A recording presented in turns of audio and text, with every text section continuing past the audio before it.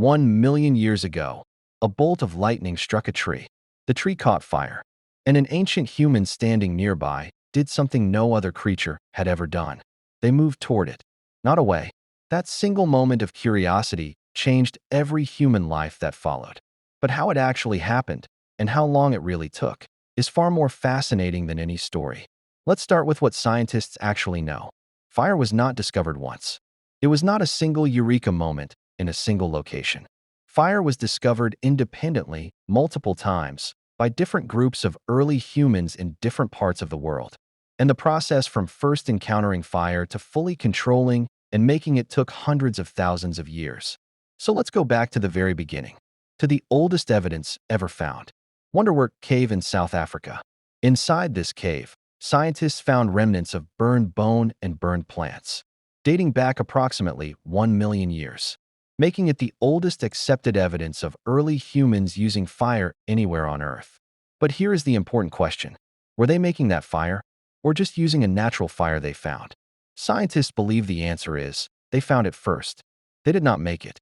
The very first relationship ancient humans had with fire was as observers. Natural wildfires caused by lightning were a regular feature of the ancient African landscape. Ancient humans watched these fires the way chimpanzees still do today, with awareness, curiosity, and no fear. They noticed that animals fled from fire. They noticed that the ground after a fire was full of cooked animals, edible roots, and easy food. Researchers call this fire following, and hawks and other birds still do it today. But then, at some point, someone did something extraordinary.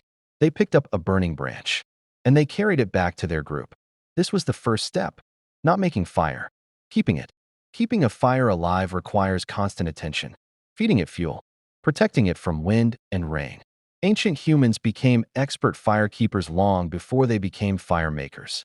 Some groups almost certainly went to extraordinary lengths to keep a fire alive, moving it from camp to camp as they migrated. Because if the fire went out and no lightning came, they had nothing.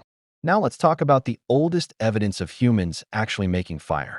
In December 2025, a study published in the journal Nature announced an extraordinary finding. At a site called Barnum in eastern Britain, archaeologists found the oldest evidence of deliberate fire making ever discovered. Not just fire use, fire making, proof they were creating fire themselves. The site is 400,000 years old, making it 350,000 years older than the previous record for deliberate fire making. What did they find that proved it was deliberate?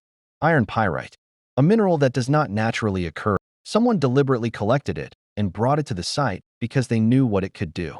Strike iron pyrite against flint, and you get sparks. Ancient humans had discovered that specific rocks, struck together at the right angle, could create fire on demand. They were not waiting for lightning anymore. They could make fire whenever they needed it.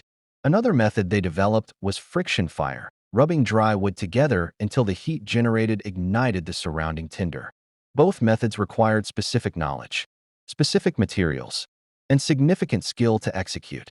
This knowledge was not instinct. It was learned, practiced, and passed down. Now let's talk about what fire actually did to humanity. Because the effects were biological, not just practical.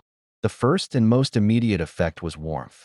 Fire allowed ancient humans to survive cold nights and cold seasons that would otherwise have killed them. It allowed them to expand into colder territories, into Europe, into Asia, that were previously uninhabitable. Fire kept predators away at night. For the first time, ancient humans could sleep without being completely exposed to danger. But the most profound effect of fire had nothing to do with warmth or safety. It was cooking. Cooking food makes it dramatically easier to digest. It breaks down tough fibers and proteins before they enter the body, meaning the gut has to do far less work. Around 2 million years ago, the gut of Homo erectus began to shrink because it no longer needed to be so large. Cooking was doing the work instead.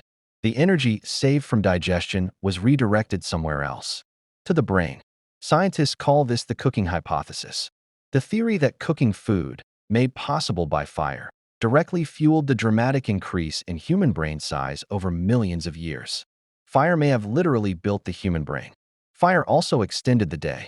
Before fire, when the sun went down, ancient humans had to stop. After fire, the social day extended hours beyond sunset.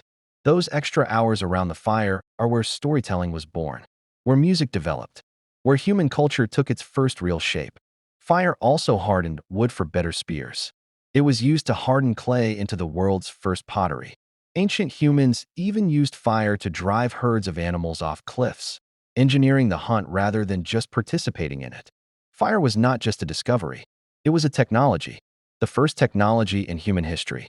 And it was discovered not in a single flash of genius, but through a million years of curiosity, observation, experimentation, and teaching. Ancient humans discovered fire the same way they discovered everything else, by paying attention to the world around them, by noticing what lightning could do that they could not,